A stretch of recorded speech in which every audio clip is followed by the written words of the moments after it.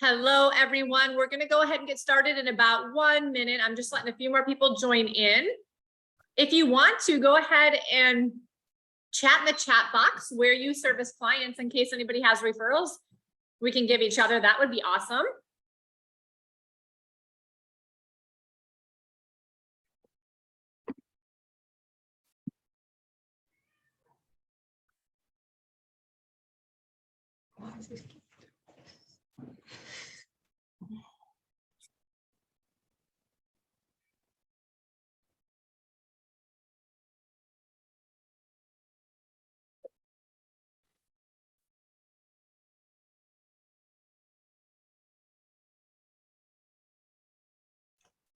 North Carolina, Minnesota. All right.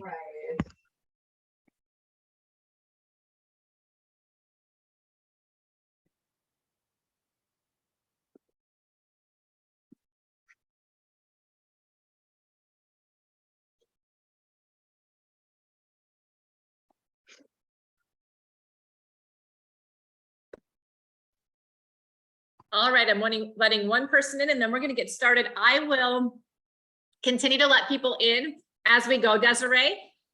So don't worry about that. I'll also monitor the chat just in case people are asking questions, and then we can get to those at the end. Also, you guys, I'm sure Desiree wants interaction. So if you can be on camera, awesome. If you can't, but you want to chat, please do, or unmute yourself, because it's always great when we can get some good conversation going. And also, this is being live streamed on Workplace in our EXP family tree. So you can go back and watch this anytime in the future there. We also are recording it, so we'll put it on my YouTube channel, which is just Carrie Briner. Desiree, I'll make sure you get a copy of it too in case you want to use it for anything. And so if you want to share it with somebody who wasn't able to come or isn't at EXP, you can pull it off of YouTube shortly after the call, within about 24 hours. So looks like for those of you that are just joining in, if you want to chat where you're located and where you service clients just for possible referral opportunities in this group, please do that. But we're going to no longer delay. We're going to get started because we have some really awesome information from an amazing speaker. I've known Desiree for a number of years now. Our paths have crossed multiple times at different companies, and I've watched her journey of personal transformation and growth, as well as professional. Super excited that she's here at EXP, and she and I kind of made that transition without knowing it, kind of around the same time. And I was like, oh, this is awesome. We can collaborate together. So that's what we do here at EXP Family Tree. By the way, if you know anybody within EXP that is not part of EXP Family Tree and Workplace, tell them they can become a member. This is not a private group. This is not inclusive just to our downlines. We actually have created this group for anybody who feels like maybe they don't have other places to get training or go. We want this to be like all inclusive and just a value to anybody and everybody at EXP. So tell your friends about it if you are so inclined to do.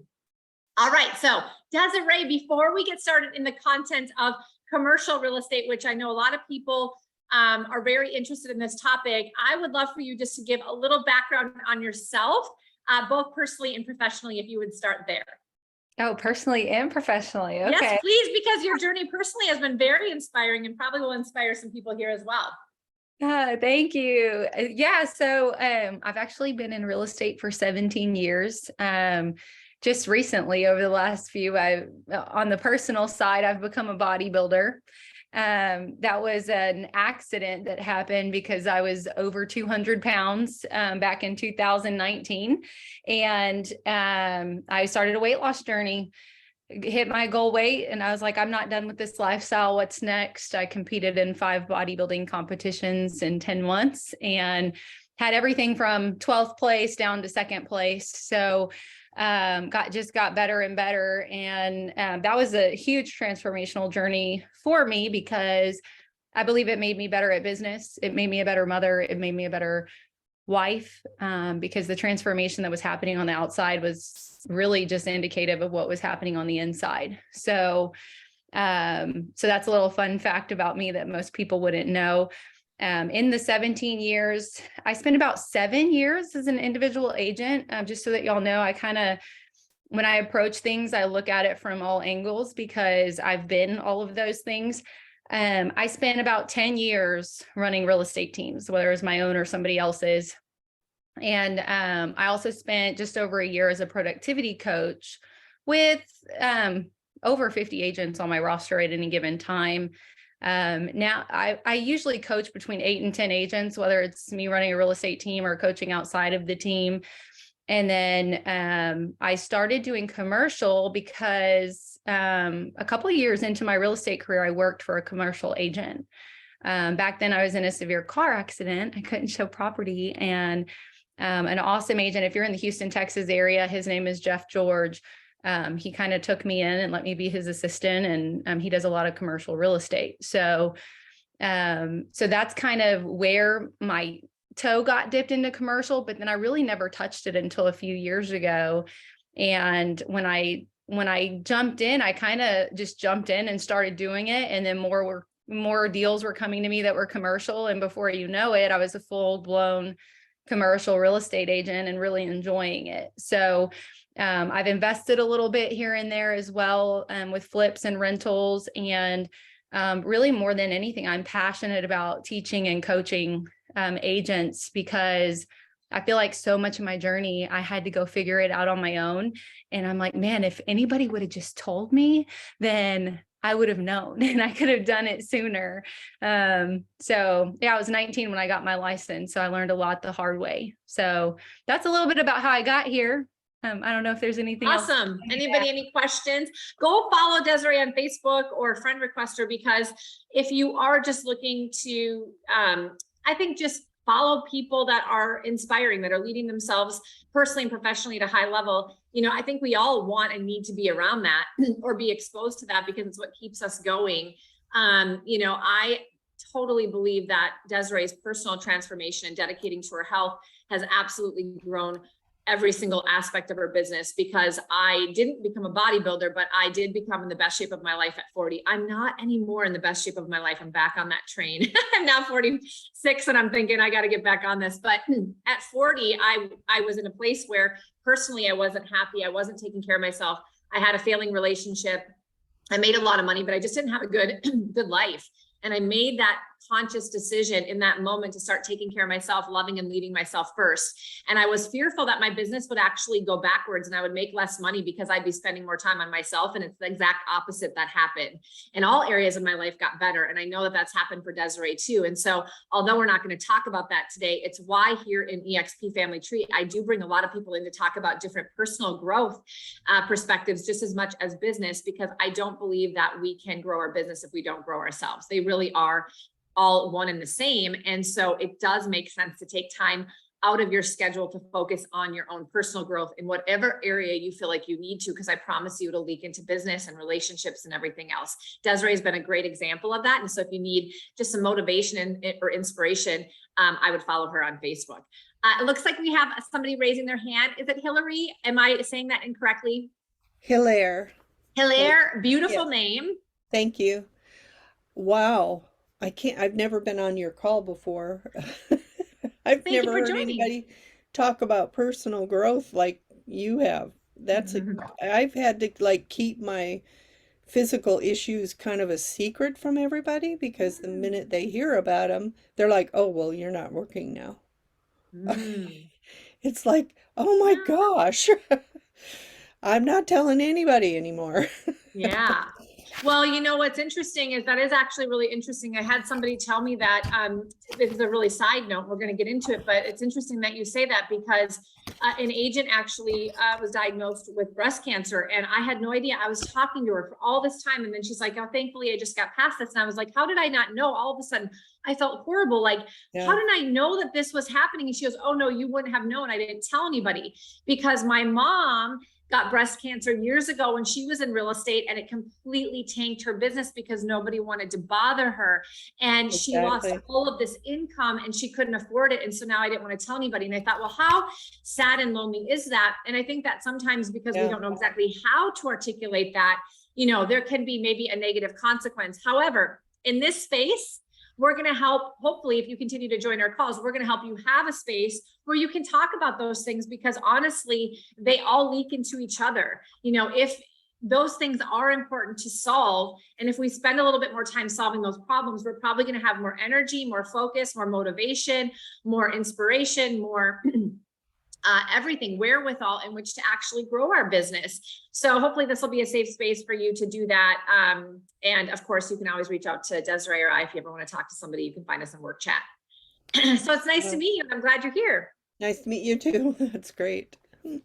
All right, Desiree, let's kick it off to commercial real estate. So most people, well, a raise of hands. How many of you have sold commercial real estate so far, ever? Hilliard has. Okay, so right now we have a lot of people who probably are residential realtors who would like to learn more about getting into to commercial, which I think, Desiree, is kind of your plan today, is to really kind of have this be commercial 101 so people can understand how to maybe transition some of their skills into that space if they want to, right? Right. Yes, definitely. The newer agent that's trying to break into it, or experienced agent that's trying to break into it, I think is a great target. Because if you don't know what it is and you don't know how to break in, then you don't even know really if you want to, right? And not everybody's going to want to. Yeah. Perfect. All right. Take it away, my dear. Okay. So I was going to start by, and this is just kind of my style. I like to see where you're at and your knowledge and what you'd like to know. So did any of you come, and I know this is Zoom and we try to hide on Zoom, but here's what I also know. People will hide in places that you won't go. So I'm going to go there and I'm going to ask you to speak up, even if you're not on camera. You can still unmute your mic. I want you to tell me what it is that you came saying, this is what I want to know about commercial real estate. So who's going to go first? Ways to search for it other than, oh, someone's at my door. Ways to search for it without paying, a load for that co-star to get started, How would you get started with reasonable searches without going full in? Great question. I love that. And I'm just going to make a list because I know we may not be able to hit everything yet. We're going to hit as much as we can. So is it Hilaire? Did I say that right?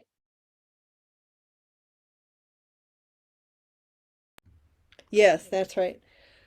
I wanted to know, is it true that you need to have a CCIM designation and go through all the training, or can you do it without that? Great question. We're going to cover that too. What else? Okay. And there might be some in the chat box, yet I'm looking at faces, not chat. So, okay, what else? What else are we wanting to know about commercial? Man, y'all are easy. Commission levels and how does that work? That's a good one too. Nothing in the chat yet. I'll let you know if there's any questions being chatted. You guys can unmute yourself though as well. I think I'm more interested in learning about referrals when it comes to commercial opportunities. So when you say referrals, do you mean referrals out or in or both? Both. Okay.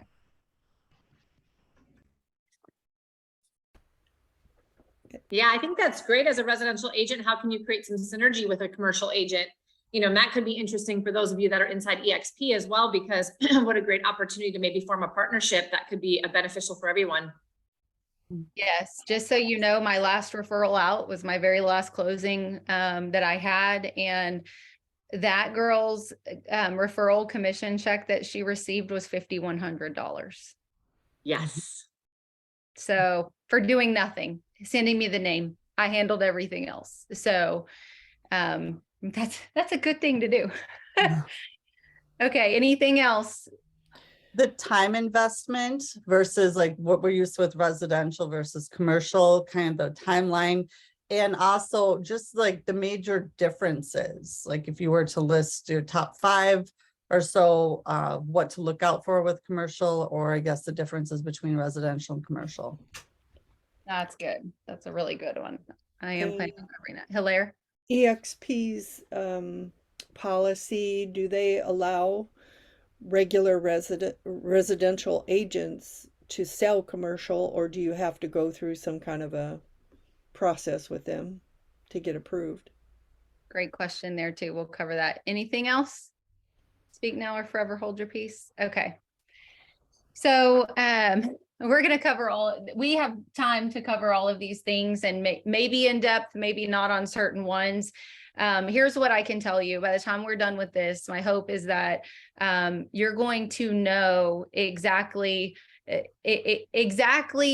whether or not you would or would not want to do it based on what you learned today. Because here's the thing on commercial real estate, it is different than residential. And typically what I've found is that people either like, yes, I want to do that, I love it, or they're like, I don't want any part of that. So, and not in a bad way that it's a negative thing, it's just different personality types or cost limitations or whatever it is. So we're going to cover all of that. The other thing that I hope to give you today are resources that if you have any interest at all, you know where to go and grab those resources and information. I think the two biggest things to keep in mind in commercial versus residential is that there is definitely a cost difference. So me and Erica, she's actually here on the call too. We actually recently went through to find out how much cost I spent on a listing that I held for 14 months. My fault. I took it overpriced. It had some disrepair. You know, there's a lot there that had to be worked on. We finally worked on it and got it under contract. Yet in that 14 months, I spent over $20,000. So that is the reality of it. Now I have plenty of listings that go on and off and it really doesn't even cost me a full month of my expenses on all those sites and everything. Yet you have to be very realistic going into it, what it's going to cost. So that's the first piece. The second piece are the challenges. If you've been in residential real estate for any length of time, you've learned that every deal is different and everyone presents its own set of challenges, and no two clients are the same, no two properties are the same. And I don't care if you've been in this business 3 days, 3 months, or 30 years, you're going to learn the whole time. So commercial adds layers to that. If you think that there's challenges in residential real estate, you haven't even touched the surface when you get into commercial, which is both good and bad. I love it because I love a good challenge every day of my life. And I'm not afraid to tackle every single one of them, yet it's not for everybody. Some people like consistency and peace and calm, and they like to be aware and know what's going on, and it's not quite the same. So the upside of it, those are the two things that, you know, might be a concern. The upside of it is that you also make a whole lot of more money. So my average commission checks on commercial are going to be anywhere from $40,000 to $60,000 per check. So that's the one big upside, is you make a lot more money. I've also been part of deals in the past where the commissions were hundreds of thousands of dollars. So, you know, when there's a money upside, it can be really big, the upside of money. Most of them aren't those big hundreds of thousands of dollar deals, but they can be, and they do come. The other thing is it's super fun and interesting. You're learning new businesses, new interesting properties that you never see. You know, sometimes like once you've been in real estate a while, you see one house, you see them all. And so you get to see all these interesting things and learn things that you never knew that you would learn, like the oil field. I mean, who knew that I would ever know anything about that? So those are two little things that I want you to think about as we go through this. Are you okay with the cost, and are you okay with the challenges? Do you see the money and the fun as an upside of it that makes it all worth it or not? And I think as we go through, you'll start to see that. So I'm going to start with the first one. The first one that we have on here are the searches and the costs, and it's so funny. I've done this class before, and I know the questions that are going to come up, and that's always going to be one of them. And that's the number one thing that when people reach out to me on the side for information, that's the number one thing they ask me about is, you know, I need help finding X. And it's like, well, are you referring the client to me, or are you just wanting me to send you properties? What are you asking me for here? And so, and there's a reason, because there are, and it's not just one commercial site. So before we even got on the call today, I outlined this for you because I wanted you to know what the sites were and what the costs are. And as a matter of fact, now that I'm sitting here, it looks kind of far away. So we're going to do some adjusting so that you can see this. Can y'all see that? Yeah. Okay, maybe if you make me the presenter on your screen, because you know you can change the view from all the faces to the presenter, you might be able to see it larger. But I'm going to also tell you what they are. So when it comes to searches, commercial is different because in residential, you just go to the MLS and there it all is, right? All your data is right there. You don't need anything else. In commercial, it's a little convoluted because you have so many sites that you can go on to get this information. And when you go on those sites, every single site has a different set of information because not every subscriber subscribes to every single one of them. So my philosophy is that if you're going to do a good job for your clients in commercial real estate, then you're going to make sure that they're in all of the sites, not just one. And that if you're going to help a buyer, that you're going to be looking in all the sites for what they're looking for, not just one. So I subscribe to all of them so that I can give my clients the best service. And I highly recommend that if you're going to do commercial, you consider doing the same thing. The first one is called CoStar. That is the old dog.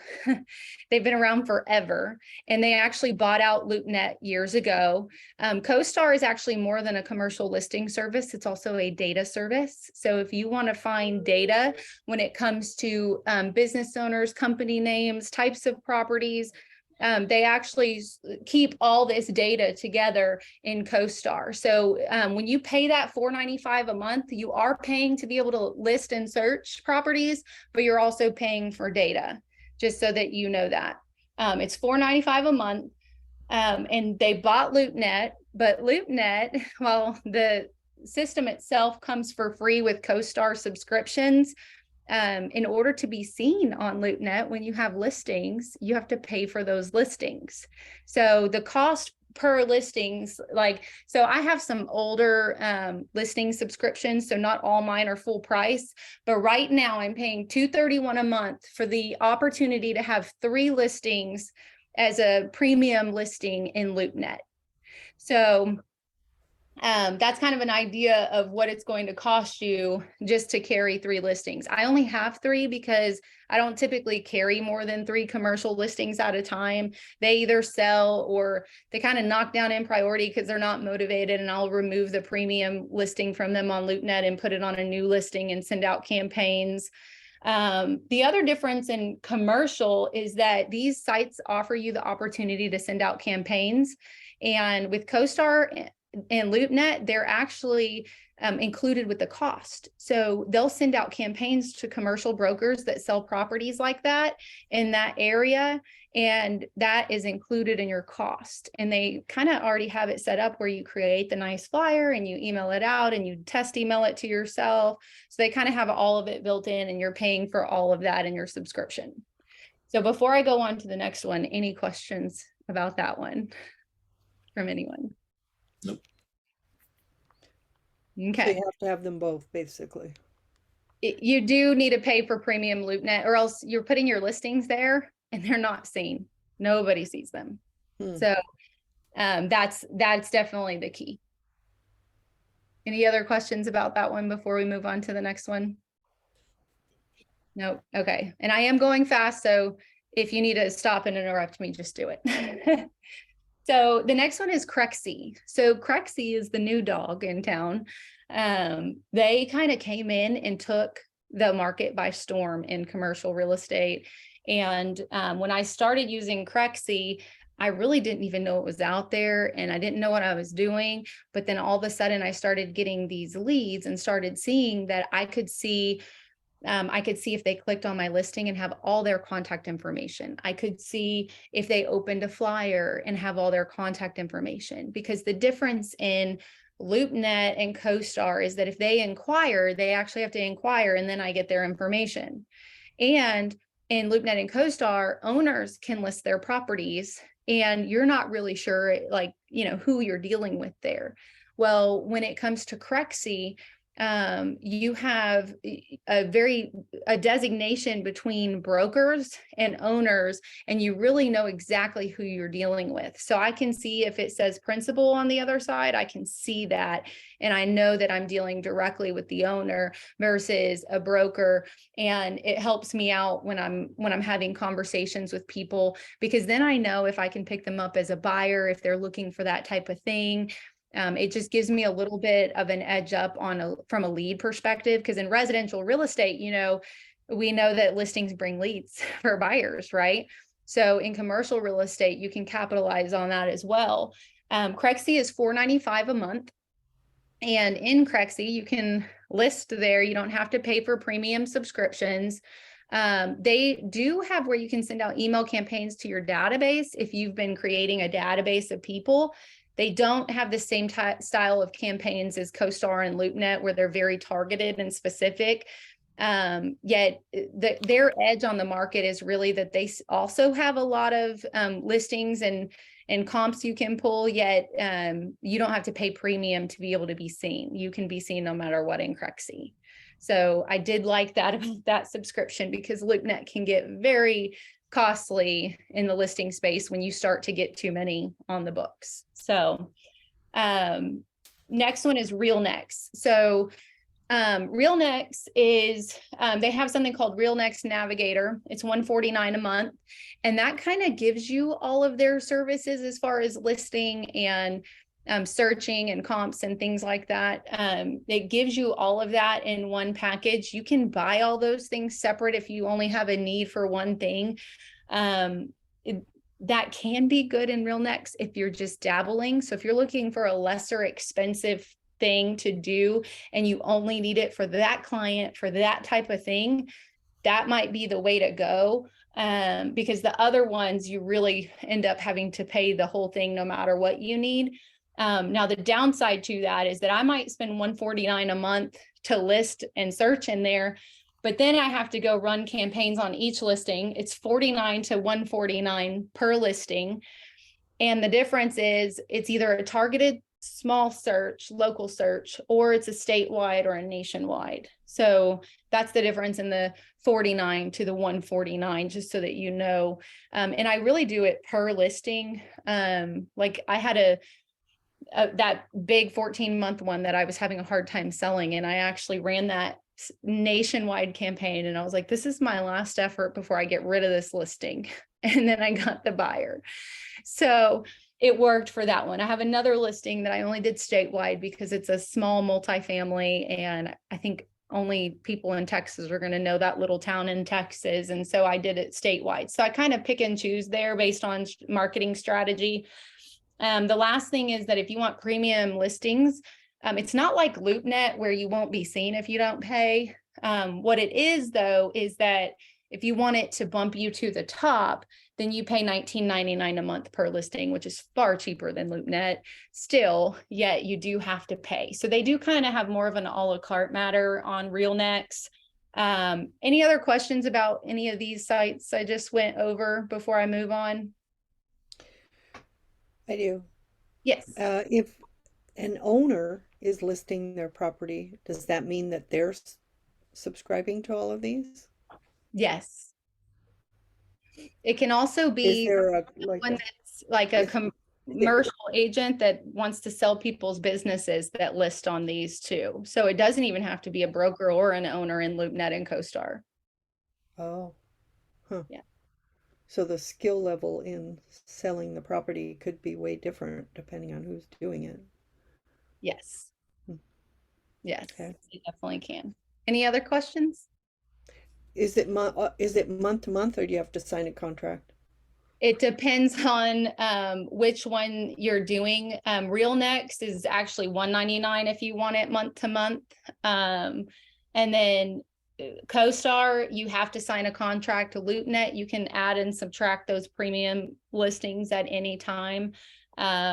Yet prices change in LoopNet constantly. They're constantly going up. So I tend to keep mine because now I think I'd pay $20 a month more per listing if I canceled them and signed back up. And they kind of get you that way. And then Crexi does not have a contract. So it depends on which one you're talking about, and then if you're willing to pay more for not having a contract. Okay. Good questions. Anything else? Nope. Okay. So we're going to go into what here in Houston we call Comgate. It's $195 a month. So the Houston Association of Realtors has their own commercial site, and it's the $195 a month extra. And they do campaigns to all the agents that are commercial agents that subscribe to it in Houston. Houston is massive. It covers a massive area. Most MLSs don't have things like that unless they're going to be in a big metroplex that does a lot of commercial. Other MLSs may or may not have the ability to list your commercial stuff in your local MLS. In Austin, Texas, because we do have access to Austin as well. In Austin, Texas, you can put your commercial stuff right on the MLS in Austin. And there are a couple other MLSs in Texas that you can do that. Of course, I'm licensed in Texas. I don't know about all the other states. Yet when we have access to list them in the MLS, it's included with our membership. Except for HAR, the Houston Association of Realtors, we have to pay that extra for Comgate to do it. So definitely check with your local associations to see if there's a separate commercial site or if your local MLS already has that included, because there might be times that, let's say it's a house, but it's technically zoned commercial. It's just kind of been grandfathered in, yet you need it in commercial sites because it's highway frontage, but that it's listed residentially. So you're like, I really need it in both. Well, guess what? If your MLS has both, as a residential agent, you're probably perfectly qualified to handle that transaction with a little extra research. And there's no reason you shouldn't pick up and do it and learn and maybe reach out to a mentor. Like I told you, Jeff George, he's mentored me since I went into business with him when I was 21 years old. So he's mentored me since I was 21, and I'm 36 now, so I am older. So find that person that you can call and ask a question and say, what do I need to look out for on this? Because just because it is residential now and can be commercial later, there are things about it that if you don't know it and you don't look into it, you can get yourself into trouble as an agent representing someone. For example, I just went on an appointment Monday with a guy. He has highway frontage. It's 15 acres. It's a house and a barn and a metal building, yet it's definitely commercial property. But if anyone buys that and turns it into commercial property, they have to pay 5 years of back taxes for that ag exemption. Who knew? But if you don't look and you don't ask the questions and you don't have a mentor that can help you figure that kind of stuff out, you can end up getting into some trouble when you sell a property to somebody and then they don't realize they've got 5 years of back taxes on a property that they weren't prepared for. So, and of course they're going to come back on you, right? And say, why didn't you tell me?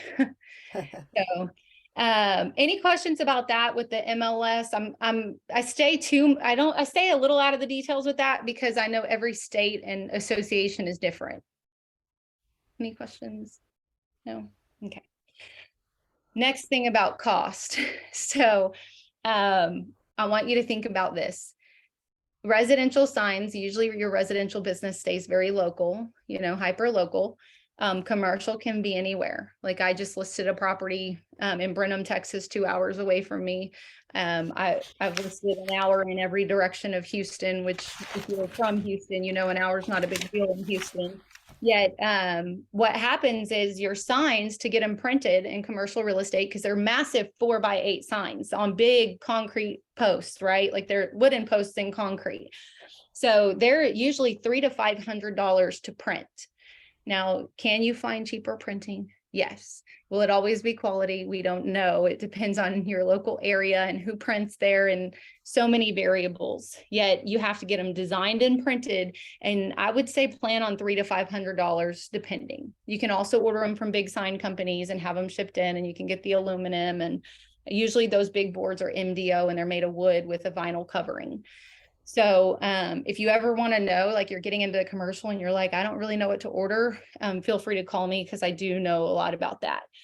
The second thing is installation on signs is also $300 to $500, plus trip charges if they're far out, and photos, they vary because they can be more involved because commercial properties are typically more involved. So that's the cost. And there's really no way to search commercial unless you get your own like LoopNet or RealNet subscription that's a little cheaper for search only. If you do search only and you do those two sites, that's probably the cheapest way to do it. Yet other than that, you're probably going to have to partner with a commercial agent that has access to get really good information, because you might be missing out on some searching there. Any questions about those?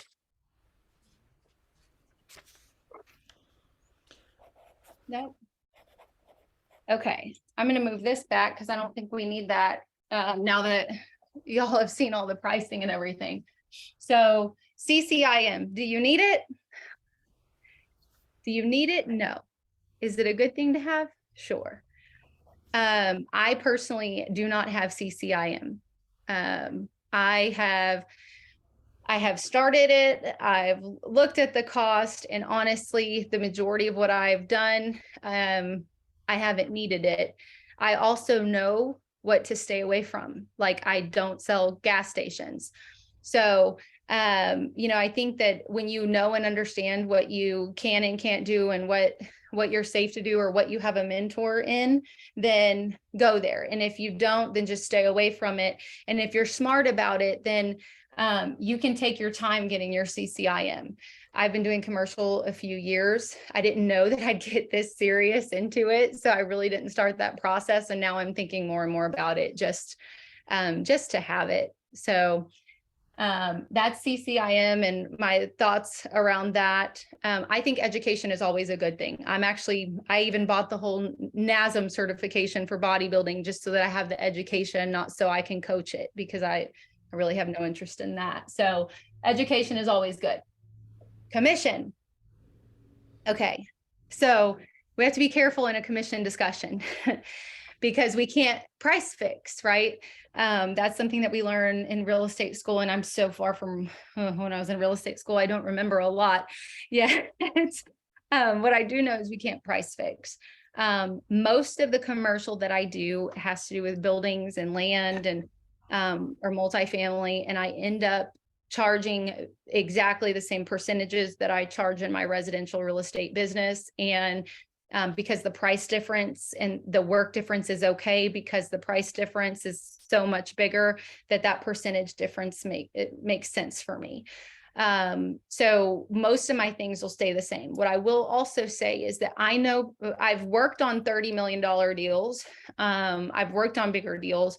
And when you get into that space, expect that there's going to be a reduction in that amount, because at a certain point, there are companies that just aren't willing to pay, that same percentage when you get into like $30 million commissions that are hundreds of thousands of dollars and all of that. Those are usually more involved. Those are more of a negotiation. And honestly, if you're just now getting into commercial, by the time you reach those things, you're probably going to be working with somebody that knows where you should be on that commission, or have somebody that you are in network with and can ask. Okay. The other thing about commercial commissions is leases. So it's not the same thing as a residential lease. Commercial leases are paid over the term of the lease. So typically you see 3 to 5 year leases. I have been part of 10-year leases and 99-year land leases as well. Those are a little different. If you do get involved with one of those, you usually have attorneys involved, and just be careful, have a mentor, have an attorney, make sure you're protected there. Yet in your normal standard 3 to 5 year commercial lease, you're going to be paid a percentage of the base rent, which means not including taxes, utilities, maintenance. We call it CAM, common area maintenance, or triple net, where you've got taxes, insurance, and maintenance. So your base rent minus those things, so you don't have those things included in it, that's what you're paid on. Usually you'll have, like when you're searching these sites, it'll say X price per square foot. And that's your base rent. And then you have another price per square foot that's your triple net or your CAM on top of that base rent. So just know your rents or your commissions are only based on base rent and for the term of the lease. Typical ranges for that are going to be anywhere from, I would say 8 to 10%, yet I've also seen 6 to 10%, and it's split between both agents. So you could walk away with getting 5% of the base rent of, let's just say it's a small lease and it was $5,000 a month over the term of 3 years. So then you would calculate all that out. So that's how commissions work. The leasing commission is a little more complicated and you have to do a lot more math for it, yet it's very similar to everything else we do. It's just over the term, and it's only on base rent. So any questions on commission before we go to the next one? Are y'all like, oh my gosh, this is too much? Y'all are so quiet, or I'm giving you just enough so you don't have questions. We're all taking notes. Good. I was hoping so. So referrals. Okay, here's what I'll say. If you don't have the ability to go spend the money that we went over on the last page, because I do spend a couple grand a month in just commercial services. If you don't have the ability, send a referral and get a great referral check. Like I told you, the last agent got for me. That was a hefty referral for sending me, and I took great care of those clients. I followed up with every lead every week. I was at that property every week. I really dedicated my time to it. And if you have now I will tell you, the quality of commercial agents can be not great sometimes. So you have to find those commercial agents that are good at what they do, that follow up. And if you send a referral and you realize, oh, they're not following up or they're not doing what they need to do, my recommendation is that you follow up. You follow up with the client you referred and that agent, and you keep that good. And then just don't refer to them again if they don't do a good job. And then go find someone that does, because the key in commercial real estate is follow up. If you can't, and I don't know if JJ's still on the call, he was earlier. JJ is one of my guys that follows up with all my commercial leads every week, because I can't be in all places at once. And I believe in servicing your clients to the best, even if it's not you, it's somebody you delegate to. And he is great at that. And he'll take them all. And then the moment that they're interested, he gets me on the phone with them or in a showing with them. And it works out great with me, but I do not let things go without being followed up on. So that's key if you're going to send a referral. If you decide to work it, like say someone refers it to you, or you're in commercial real estate and you take a referral, be careful on your referral fees. If you decide to mentor someone, make sure it's fair. Like if I take you on and I say, oh yeah, we'll do it 50-50, it's probably not fair because I'm going to do 80% of the heavy lifting and you're not going to do much. And so that's not likely to happen. Yet if if you partner and you get 25% and you get to learn, I think that's a great deal. I do send 20 to 25% on my commercial referrals, which most commercial agents won't. I've seen 5%, 10% because they're higher priced and they're more expensive. I just believe that when you take care of the people that refer to you, they end up continuing to refer to you, and it's worth it to me. It makes me feel good to send out big checks and say, like, it was awesome. Thank you for sending me that client, and know that they were able to, collect that check and trusted me to do that. So, how do you find those referrals, right? When you're talking to your clients, I think sometimes we go into autopilot and it's like, oh my gosh, it's a listing. I'm just going to focus on the listing. Or, oh my gosh, they're a buyer. I'm just going to go show them properties. And we forget to have a conversation about their life and who they are. If we don't know what they do for a job, if we don't know what other properties they have, if we don't know where their finances are, and we're not asking those questions, that's usually why we're not getting the referrals for commercial. Because if we just ask a few good questions about, oh, do you own any other properties? Do you have any other businesses? Then we start to find out about that. Or do you know anyone, like I do commercial real estate as well. Do you know anyone that's ever looking for a commercial real estate agent? when you start to talk about it, what happens is people show up and people tell you things and you realize, oh, that's a client or a potential client. And so we need to start digging deeper with our clients and finding things out. Also, we're so quick to sell them something or help them sell something that we fail to ask them questions like, what are they going to do with that money? If they just sold an investment property that was a house that they were renting out and they have a huge chunk of money, are they going to pay capital gains on it? Or are they going to 1031 exchange it into something else that is income producing so that they don't have to pay those capital gains taxes right now? You know, when we start to ask questions and become a consultant with our clients and really try to look out for their best interest, all of a sudden things change, because now they look at us as a professional and like we care about more than just that one sale that we might make money on, and that they're protected past the sale that we're about to do. And that really is our job. Our job is to protect them long term. And so it's funny. I mean, I just now had a 1031 conversation with a client of mine that I put under contract, and she had no idea what a 1031 was.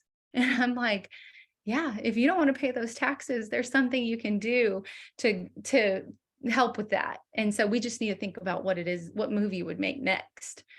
So those are the kind of conversations I would have if I'm looking for commercial referrals. Also, don't underestimate the power of social media. For a long time, I was on a weight loss journey and all I posted about was weight loss, and everybody thought I got out of real estate. I'm like, no, it's me. I'm still here, 17 years. I'll be doing it till I'm old and gray and on a walker. So don't underestimate the power of social media. When I started posting again and, you know, posting about my commercial signs and stuff, people started to reach out to me just because I posted something about commercial. And they're like, you do commercial? I just got my kid's friend's dad, you know, contacted me, and I was like, I had no idea he even owned any property, like any commercial property. So I think those things matter greatly. If you're really wanting to kind of sink your teeth into it, put it out there and see what comes back. And if you're nervous and you don't know what to do, partner with someone, find some good commercial agent that you're willing to let them make most of the money, so that you can learn from them, because that's the best kind of relationship you can have. So any questions around referrals? No? Oh, yes. Are you on Be mute? shy, guys. How Somebody do with a question. you pre-qual a buyer in commercial? Is it? Oh man, this is a little different because many times they're cash or they're getting commercial financing. And many times you'd be surprised at how many times I've dealt with a commercial buyer that had no idea where the best place to get commercial financing would be.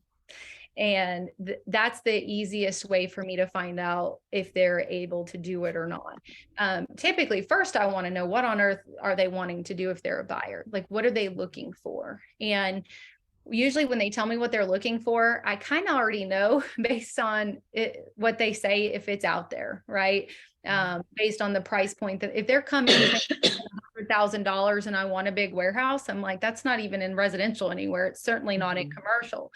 But if they're coming and they're saying, I'm looking for, you know, a multifamily and it's got to be between 4 to 8 million and it's got to be a 6 cap, they're not using that language if they don't have the finances. When they're experienced, that's usually going to be they're moving the money from a 1031, or they're getting financing, or they're paying cash. So that's when I start asking questions around that. I'll ask them, are we doing it? Is there a time constraint? Are we doing a 1031? Because on a 1031, they have 45 days to name 3 properties and they have 180 days to close on it. So I know that there's a time constraint with the 1031, which tells me that they can afford to buy it. They're a motivated buyer and they need to do it fast. So I love 1031 clients. If they're not a 1031 client, then I'll ask them, do you already have a commercial lender, or do you need me to help you locate a commercial lender that would work for you? And then I'll know if they have one already. Some people already have established banking relationships, and some people need to establish that. So find that out. That'll also tell you immediately if they're an experienced commercial buyer or if they're a new commercial buyer, if they need help. I'm helping my trainer who is looking for a space for a gym now, and he's inexperienced. So I'm helping him, you know, figure all the pieces out. And it's been kind of fun because, you know, I'm able to teach somebody something that I know that's never done it before. So last thing, of course, is, oh, you don't need financing, you're paying cash. Great. There you go. That's the easiest way to pre-qual. It's going to take time to figure out if what they're asking for is realistic. Some of it's simple, some of it's more challenging. Like you've got to go back on all your systems and say, is this even out there? I did this with the lease client the other day in their price point, and I'm like, man, if they have to stay in this area for this food truck to become a restaurant, they can't do it at this price. And that was a referral client, and I hate that I can't help them. It just doesn't exist. So that's really the best way to qualify, I think, is asking the right questions around 1031s, financing, knowing the different options, and then what they're looking for and finding out if it's out there. If I don't know, like what I did with these people, I just told them, I said, you know, let me see what's out there, and then I'm going to get back with you. And that's it. That's the end of your pre-qualifying, because now it's like, let me go see, and then we'll come back and reconvene, and I'll either let you know it's possible or it's not. So, man, time on residential versus commercial and other differences.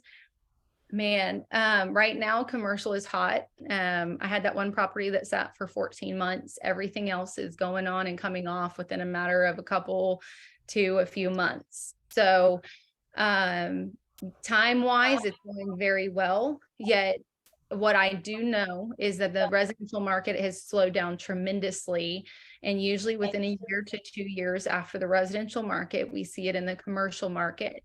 Now, there's a lot of reasons behind that, yet also know that the people that are spending money in the commercial space, usually they're people that have more money to spend, whereas the residential market, you've got a lot of your first time home buyers, a lot of your lower brackets of incomes and things like that.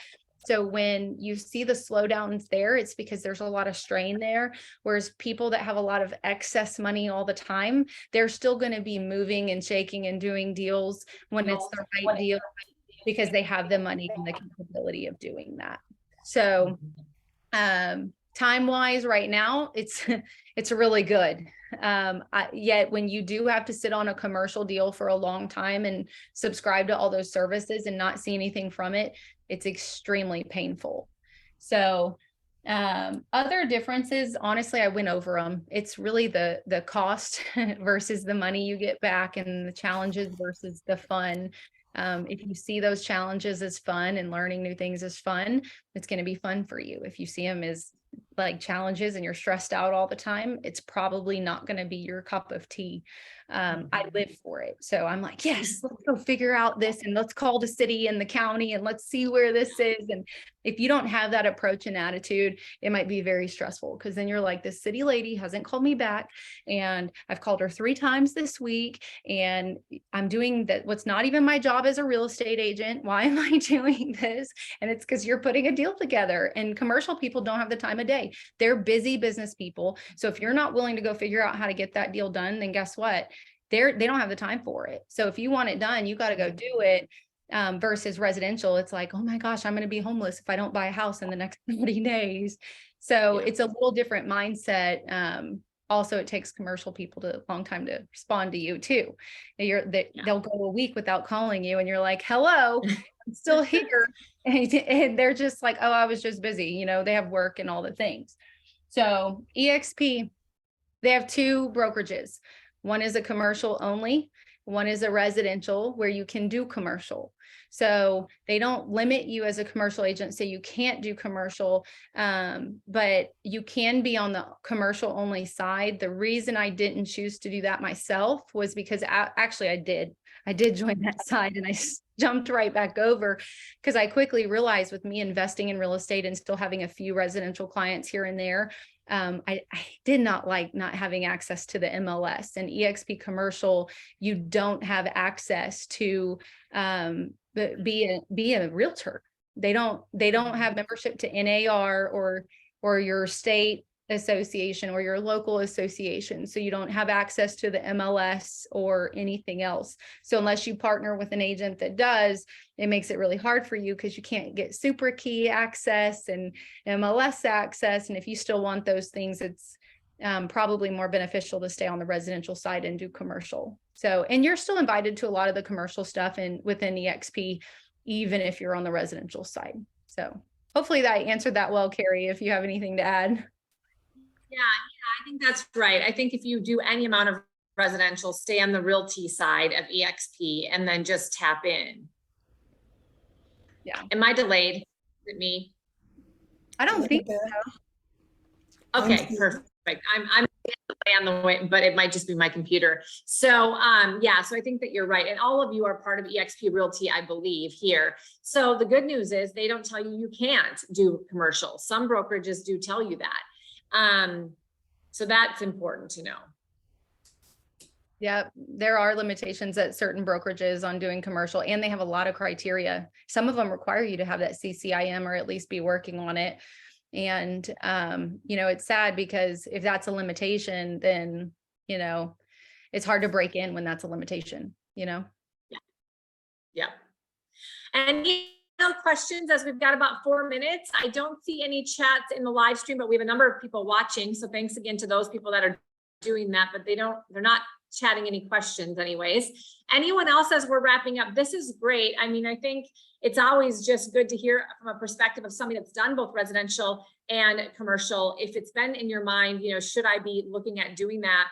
I think that this is just a really great overview so that you can now know what to expect. So any thoughts or ahas or final questions?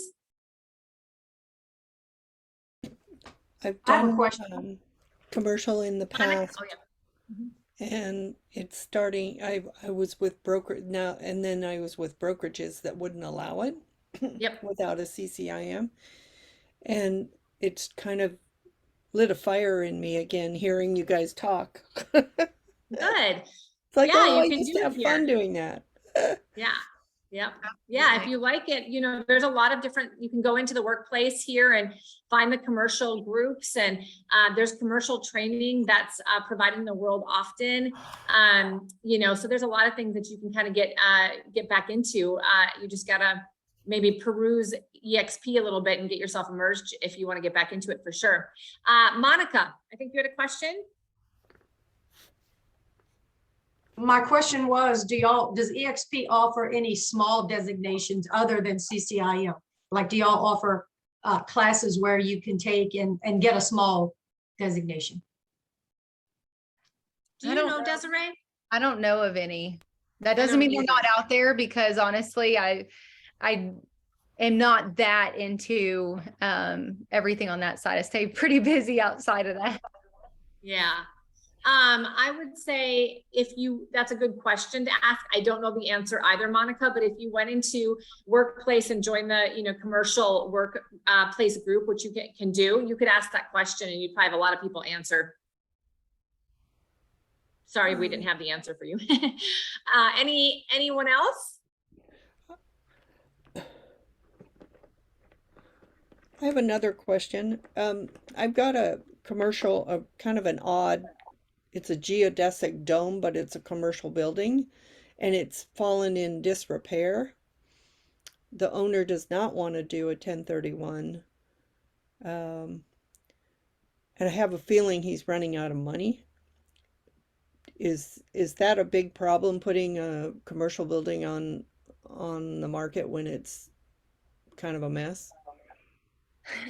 So can you do it? Yes. My advice to you would be to significantly consider the price, because that listing that I sat on for 14 months being in that disrepair, I really regret spending over $20,000 on that listing over a period of 14 months. And they weren't priced great to begin with, and I should never have taken it without them being significantly reduced in price.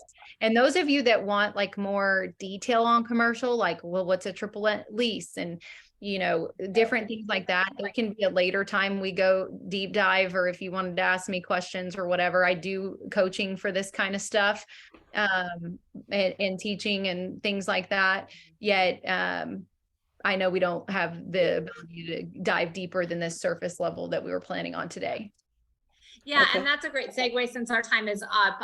Desiree, could you chat your contact information in the chat box for us? And also you can find her on work chat, of course, but if you want to directly reach out to Desiree, I did want to make sure she's giving of her time today and her expertise. She does do some coaching and training, and very valuable. I've gotten great feedback from people who have worked with her before.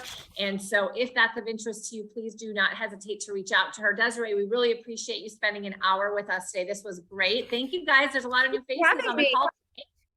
And hopefully we'll have you back on again, Desiree, sometime in the future. And I just love being connected with you here. Thanks everybody for joining us. Have a great rest. Bye. Bye everyone. Thank you.